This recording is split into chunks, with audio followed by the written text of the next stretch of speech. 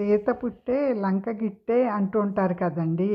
ఈ సామెత ఎప్పుడంటే అహంకారులకు పతనం దగ్గర పడినప్పుడు, ధర్మం కోసం ఒక శక్తి పుట్టినప్పుడు, చెడు కాలం ముగియపోతున్నప్పుడు ఈ సామెత అంటారండి. ఎందుకంటే సీత పుట్టుక ఇలా అవుతుందని సీత పుట్టినప్పుడే చెప్పారు రావణుడికి. లంకలో రావణుడు సీతాదేవిని అపహరించి అశోకవాటికలో ఉంచాడు. అక్కడ సీతమ్మను కాపాడటానికి అనేక రాక్షస స్త్రీలను నియమించాడు.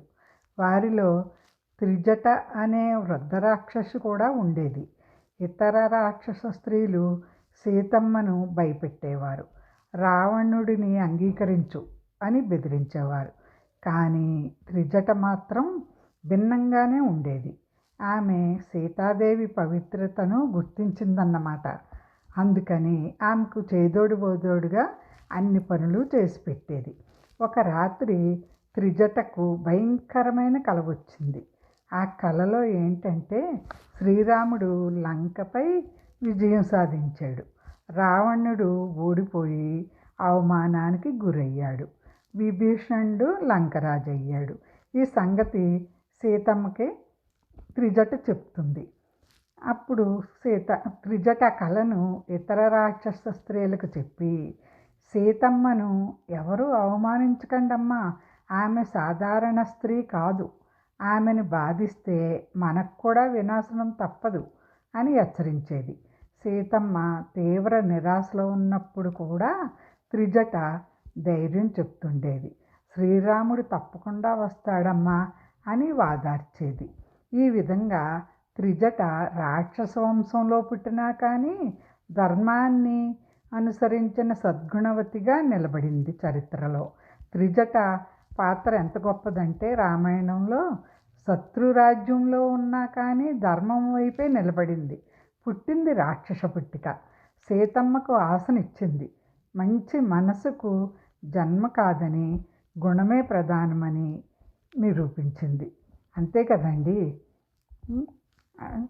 మంచి మనసుకు జన్మే కాదండి, చెడులో పుట్టినా మంచిని ఎంచుకోవచ్చు. త్రిజట పాత్ర మనకు ఇదే సందేశాన్ని ఇస్తుంది కదండి.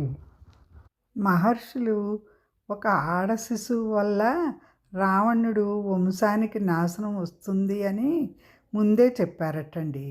ఆ శిశువు మండోదరికి పుట్టిన కుమార్తె అని కొన్ని కథలు చెప్తాయి. భయపడిన రావణుడు ఆ బిడ్డను చంపకుండా ఒక పెట్టెలో పెట్టి సముద్రంలో లేదా భూమిలో వదిలించాడని కూడా చెబుతూ ఉంటారండి. ఆ తర్వాత ఆ శిశువే జనక మహారాజు కనుగొని ఆమెకు సీత అని పేరు పెట్టి పెంచాడని ఆ కథనం చెబుతుంది. అందుకే కొందరు సీత పుట్టే లంక గిట్టే అనే మాటను కథతో కూడా కలిపి చెప్తారండి. కానీ ఒక విషయం గుర్తుంచుకోవాలి, వాల్మీకి రామాయణంలో మాత్రం సీతను భూమి నుంచి లభించిన అయోనిజగా అంటే గర్భం ద్వారా పుట్టని దివ్య బాలికగా వర్ణిస్తాడు. మండోదరి కుమార్తె అనే కథ ప్రధాన ఇతిహాసంలో లేదటండి. ఇది తర్వాత కాలంలో వచ్చిన జానపదాలు, ప్రాంతీయ భాషలోను భక్తి ఆధారిత రూపాంతరాల్లో కనిపించే కథగా పండితులు చెబుతుంటారు. మరి వాల్మీకి రామాయణంలో మాత్రం సీతను భూమి నుంచి లభించిన గర్భం ద్వారా పుట్టిన బాలికగానే చెప్తారు. ఇది అసలు కథ అంటారండి. మరి మండోదరి కుమార్తె అనే కథ ప్రధాన ఇతిహాసంలో లేదు. హనుమంతుడే ముందుగా సీతను తీసుకురావాలని కూడా అనుకున్నాడటండి. అసలు రామాయణంలో కొన్ని కథల్లో హనుమంతుడు సీతమ్మను భుజాలపై తీసుకువస్తానని చెప్పాడని కూడా ఉంటుంది. కానీ సీతమ్మ రాముడు వచ్చి ధర్మయుద్ధం చేసి నన్ను తీసుకెళ్ళాలి హనుమా అని నిరాకరించిందని కూడా చెప్తుంటారు. కొన్ని పురాణాల్లో ఎలా ఉంటుందండి, శాపం వల్ల రావణుడు బలవంతంగా ఏ స్త్రీని తాకినా సరే అతని శిరస్సు వేయి ఒక్కలైపోతుందని చెప్పి శాపం ఉంది అంటారు. అందుకే సీతను అపహరించినా కానీ ఆమెను తాకలేదని చెబుతారు. అది భూమి పెళ్ళగించి దానితో సహా తీసుకెళ్ళినట్టుగానే చెప్తారు అసలు. కొన్ని పురాణాల్లో ఏంటి, శాపం వల్ల రావణుడు బలవంతంగా కాదు, జైన రామాయణంలో మట్టిక్కండి రావణుడిని గొప్ప పండితుడు, భక్తుడు, శక్తివంతుడిగా చూపించి అందుకు తాకడంటారు. అక్కడ రాముడు అహింస మార్గాన్ని అనుసరించేవాడిగా కూడా కనిపిస్తాడండి జైన రామాయణంలో. థాయిలాండ్లోనటండి రామకియన్నట దాని పేరు, రామాయణం పేరు. అక్కడ పాత్రలు, దుస్తులు, యుద్ధాలు, సంస్కృతి పూర్తి థాయ్ స్థాయిలోనే ఉంటాయటండి. అంటే ఎవరికి అనుకూలంగా వారే చెప్పేశారు. అంతేకాని కొన్ని భక్తి సాంప్రదాయాల్లో ఏముంటుందో తెలుసా అండి, రావణుడు చివరకు విష్ణు భక్తుడిగా రాముడి చేతిలో మరణం పొందాలనుకున్నవాడిగా కూడా చెప్తారు. ఇలాంటివి ఇంకా చాలా ఉన్నాయండి. తెలుగు వాళ్ళు తెలుగు, తమిళం వాళ్ళు తమిళం, బెంగాలీ వాళ్ళు బెంగాలీ, ఒడియాలో ఒకలాగా, జైనులు ఒకలాగా, బౌద్ధులు ఒకలాగా, దక్షిణాసియా దేశాల్లో రామాయణాల్లో కథలు వారి ప్రాంతానికి అనుకూలంగా చెప్పినట్టుగా అయిపోతూ ఉంటాయండి ఏవైనా. అందుకే మనమండి పుక్కిటి పురాణాలు అంటారు. ఇంకోటి కూడా అంటూ ఉంటారండోయ్, మనవాళ్ళే అంటారు, మన హిందువులే, రామాయణాన్ని మరోలాగా, భారతాన్ని బొంకు అంటూ ఉంటారు. నిజంగా కూడా అండి చాలా కథలు ఉన్నాయండి. ఒక్కొక్క క్యారెక్టర్కి ఈ రోజుల్లో ఉన్న గుణాలన్నీ ఆపాదించుంటాయండి. అది హింసాత్మకంగానూ ఉన్నారు పురాణాల్లో కూడా, అహింసగానూ ఉన్నారు, సచ్చీలురు ఉన్నారు, దుర్మార్గులు ఉన్నారు. అంటే మనకి పురాణాల్లోంచి కూడా అన్నీ ఉన్నాయండి. మరి జరిగిందో లేదో తెలీదు, మనం చూసి రాలేదు. ఇన్ని ఒకే కథ ఒకేలాగా కాకుండా కొన్ని కొన్ని ప్రాంతాల్లో కొన్ని విధాలుగా ఏ దానికి సారూప్యం లేకుండా ఉంటుందండి. అంటే ఇవన్నీ కల్పితాలో తెలీదు, నిజంగా జరిగినాయో తెలీదు.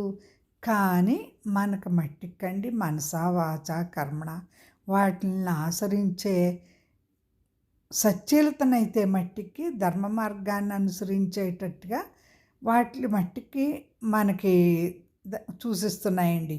అది మట్టికి నమ్మాల్సిందే. ఏది చేయకూడదో ఏది చెయ్యొచ్చో అనుసరించాల్సిన గ్రంథాలైతే మనకు ఉన్నాయండి. వాటిని మట్టికి అస్సలు కాదనలేం. అవి ఉండమట్టే కొంత దేవుడని, భక్తని, పాపమని, పుణ్యమని మనిషి నడవడికకి ఎలా మార్చుకోవాలో కొంచెం ధర్మాన్నైనా అనుసరిస్తున్నాడంటే అవి ఉండబట్టే అనిపిస్తోందండి అప్పుడప్పుడును. కదంటారా? నిజంగా అవే లేకపోతే మరీ విశృంఖలంగా గాడిద గుడ్డులే అనుకుని మరీ నిర్లక్ష్యంగా బతికేస్తామేమో అండి మనం కూడాను కదండి. మరి అన్నీ తెలుసుండి కూడా మనం ఒక్కొక్కసారి ఎంత మూర్ఖంగా ప్రవర్తిస్తామంటే అండి, మన ఇంట్లో ఏదైనా పూజ జరుగుతుంటే చిన్నపిల్లలు ఎవరైనా ఏ ప్రసాదాన్నన్నా తాకి గవాల్ని తినేస్తే అయ్యో ఎంగిలైపోయింది అని ఫీల్ అయిపోతాం. పసిపిల్లలు దేవుడితో సమానం అని ఒట్టప్పుడు అంటాం మళ్ళీ మనం. అలా చూడండి, మరి రాముడికే లేదు, భక్తి ప్రధానం అండి. తెలుసుండి కూడా మనం చేసే పనులు ఇవి. ఒక అడవిలో ఒక చిన్న ఆశ్రమంలోనే శబరి ఉండేది కదా. ఆవిడ కావడానికి గిరిజన స్త్రీ, అంటే మనం ట్రైబల్ అంటున్నాం. చిన్నప్పటి నుంచే మహర్షి మాటలు విని ఒకరోజు శ్రీరాముడు నా ఆశ్రమానికి వస్తాడని నమ్మి రోజు పళ్ళని రాముడి కోసం దాచి ఉంచేదిట. ఆ రోజు కోసం సంవత్సరాల తరబడి ఎదురు చూసింది. ప్రతి ఉదయం ఆశ్రమం చుట్టూ శుభ్రం చేసి పూలు తెచ్చి పళ్ళు తీయగా ఉండాలి అనుకుని తీయటి పళ్ళు కొరుకు చూసి మంచివి దాచి ఉంచేదట. ఆయన రాడనుకోండి, కానీ వస్తాడని ఆశతో మట్టికి రామా రామా అనుకుంటూ ఉండేది. కాలం గడిచింది, ముసలిది కూడా అయిపోయింది. కానీ నమ్మకం తగ్గలేదండి, భక్తి తగ్గలేదన్నమాట. ఒకరోజు నిజంగానే రామయ్య తండ్రి వచ్చాడు కదా, లక్ష్మణుని తీసుకుని శబరి ఆనందంతో కళ్ళల్లో నీళ్లు తెచ్చుకుని, రామా నీకోసం ఇన్ని సంవత్సరాలు ఎదురు చూశానయ్యా, చివరి దశలో వచ్చావయ్యా బాబు అని ఆమె ఇచ్చిన కొరికిన పండ్లను చూసి లక్ష్మణుడు ఆశ్చర్యపోయాడట. కానీ శ్రీరాముడు చిరునవ్వుతోటి ఆ పళ్ళను తినేశాడండి. ఇంత ప్రేమతో ఇచ్చిన ఆహారం నాకు అమృతం లాంటిది శబరి అన్నాడట. శబరి ఆనంద బాష్పాలతో రాముని పాదాల దగ్గర నమస్కరించింది. ఆమె భక్తికి శ్రీరాముడు ముక్తిని ప్రసాదించాడు. బొందుతో కైలాసం అంటారన్నమాట అండి. ఈ కథ మనకు చెప్పింది ఏంటి? దేవుడికి ఆడంబరం కాదు, ఎంగిలి కాదు, నిజమైన మనసా వాచ కర్మణ చేసే భక్తే ముఖ్యం. అంతే కదండి. కానీ పిల్లలు తెలియక ముట్టుకున్నా కానీ బాబోయ్ ఇది ఎంగిలైపోయిందని తీసి మరొకటి పెడతాం. అందుకనే అండి మన కోసమే ఇలాంటి కథలు ఉన్నాయి మరి. అయినా మనం మారం కదండి మరి. మహాభారతం కంటే అండి రామాయణంలోనూ మనకు నిస్వార్థమైన భక్తులు కనిపిస్తారండి.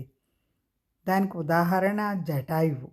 జటాయువు సీతమ్మని రావణ బ్రహ్మ పుష్పక విమానంలో తీసుకెళ్ళిపోతుంటే అడ్డుకొని, రావణ పరస్త్రీని బలవంతంగా తీసుకెళ్ళొద్దు, నేను బ్రతుకుండగా ఇది జరగదు అంటాడట. అప్పుడు రావణుడు నవ్వి, నీవా ముసలి పక్షివి, నన్ను ఆపుతావా అంటాడట.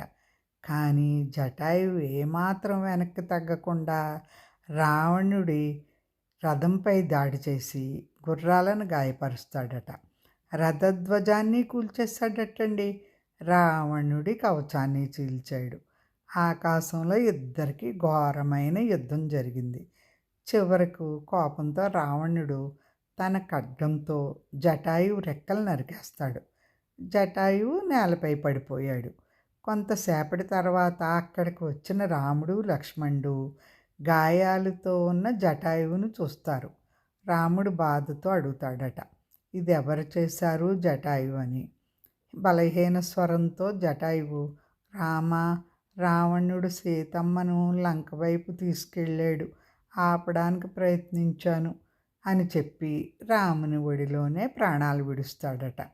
రాముడు కన్నీళ్లు పెట్టుకుని, తండ్రి తర్వాత నాకంత ప్రేమ చూపినవాడు జటాయువే అని తర్వాత స్వయంగా జటాయువుకి అంత్యక్రియలు చేసి సీతమ్మ వేటకు బయలుదేరుతారు. ఈ కథ చెప్పే సందేశం ఏంటంటే అండి, ధర్మం కోసం వయసు అడ్డంకి కాదు, నిజమైన స్నేహం ప్రాణాల కన్నా గొప్పది, సహాయం చేయాలనే మనసే మహోన్నతం. జటాయువు పాత్ర రామాయణంలో భక్తికి, ధైర్యానికి, త్యాగానికి ప్రతీకగా నిలిచిపోతుందండి. ఇలానే ఇంకో కథ. సీతమ్మని తీసుకురావడానికండి సముద్రం మీద వంతెన నిర్మిస్తున్నప్పుడు వానరులేమో పెద్ద పెద్ద బండరాళ్ళని తీసుకొస్తున్నారంట. ఇది ఒక ఉడత చూసిందంట. చూసి నేను రామకార్యంలో భాగం కావాలి అని ఆలోచించి అది సముద్ర తీరానికి వెళ్ళడం, ఇసుకలో పొరలడం, తన శరీరానికి అంటుకున్న ఇసుక రేణువులు తెచ్చి వంతెనపై జారవిడుస్తూ ఉందంట. మళ్ళీ పరిగెత్తి వచ్చి అదే పనిచేస్తుందటండి. కొంతమంది వానరులు నవ్వారట, నీ చిన్న శరీరంతో ఏం సహాయం అవుతుంది, వారధి పూర్తవుతుందా అని. కానీ అయినా ఉడతాగలేదండి. ఈ విషయం గమనించిన శ్రీరాముడు కూడా చిరునవ్వు నవ్వి ఉడతను తన చేతిలోకి తీసుకుని ప్రేమగా నిమిరాడటండి. పెద్దది చిన్నది కాదు, భక్తితో చేసిన సహాయమే గొప్పదండి. అదే మనసుంటే మార్గం ఉంటుందంటారు మన పెద్దవాళ్ళు అని దాని వీపుపై ప్రేమగా 3 వేళ్లతో నిమిరాడటండి. అప్పటి నుండే ఉడత వీపుపై 3 గీతలు ఉన్నాయి కదండి మనకు కనిపిస్తూను, అవే ఇవని చెబుతూ ఉంటారు. అంటే చూడండి, ఏదైనా పని చేయాలనే సంకల్పం ఉండాలే కానండి అది జరిగి తీరుతుందండి. అందుకే ఫలసిద్ధిరస్తు అని దీవిస్తారు చూడండి. సబ్స్క్రైబ్ చేసుకోండి, షేర్ చేయండి, కామెంట్ మర్చిపోకండి. సబ్స్క్రైబ్ చేసుకోండి, షేర్ చేయండి, కామెంట్ మర్చిపోకండి.